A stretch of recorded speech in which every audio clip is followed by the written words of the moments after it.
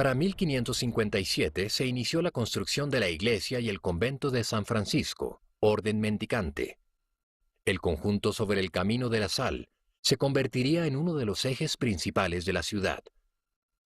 La iglesia en su construcción original constaba de una nave, a la cual se le irían agregando capillas sobre el costado oriental. Estas fueron integradas para ser convertidas en una segunda nave en el momento de la construcción del templo, llevada a cabo luego del terremoto de 1785. En cuanto al convento, luego de la desamortización perteneció al Estado y para 1917 se derrumbó para construir el Palacio de la Gobernación.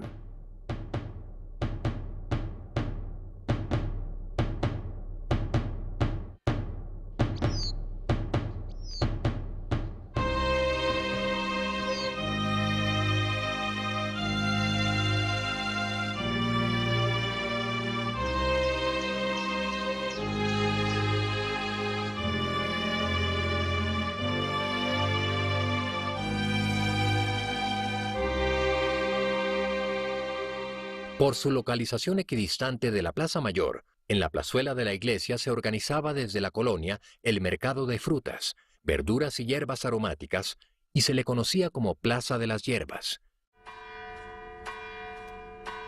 En el costado suroccidental, el virrey Solís mandó levantar un edificio de gobierno. Las fábricas encargadas de organizar todo lo referente al tabaco, los naipes, la pólvora y el aguardiente. En 1891 el edificio se vendió a particulares y funcionaron allí importantes establecimientos comerciales e imprentas hasta mediados del siglo XX.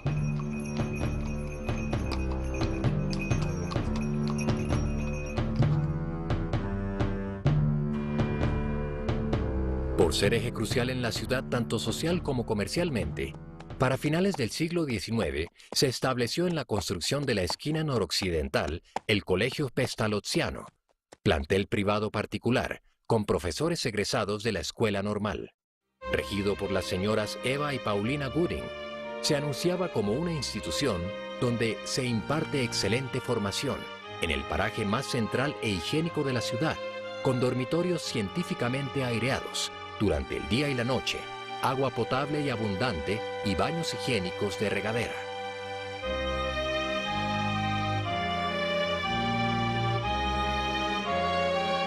Para entonces se demolió la capilla del Humilladero, la primera ermita construida en la ciudad, localizada en la plaza, y se inauguró un jardín diseñado por Casiano Salcedo, cerrado con una verja forjada.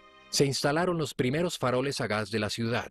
Se rebautizó como Plaza de Santander y se emplazó un busto mandado a hacer en Italia. 8 años después de la fundación de Santa Fe, los conquistadores ordenaron levantar la ermita de la Veracruz. El terreno pasó posteriormente a ser propiedad del convento de los franciscanos. Se amplió a mediados del siglo XVII. Se reconstruyó en el siglo XIX tras el terremoto. Fue restaurado en 1904 por Julián Lombana y finalmente en el año 1960 se hizo la más drástica transformación, fisonomía que hoy conocemos.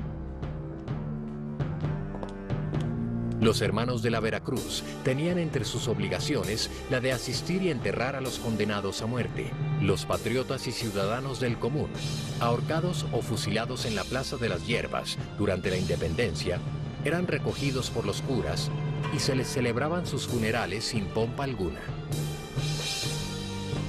La iglesia de la Orden Tercera Franciscana, iniciada en 1760, fue la tercera y última del conjunto religioso construido por esa comunidad. En los terremotos de 1785 la torre se desplomó y 60 años más tarde fue reconstruida a la manera ecléctica con características diferentes a la original.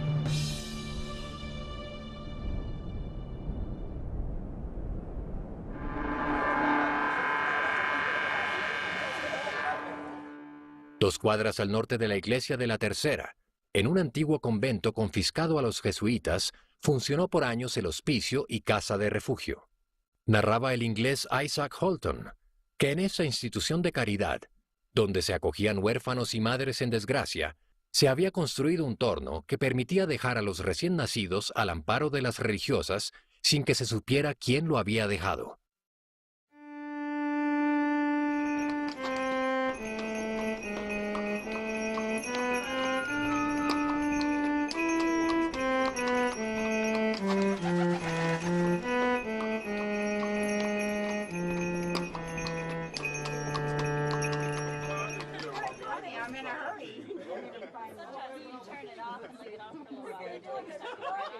Para los años 30, la institución que se encargaba también de la educación de los huérfanos se trasladó a las afueras de la ciudad y el inmenso edificio se adecuó para correos y oficinas diversas.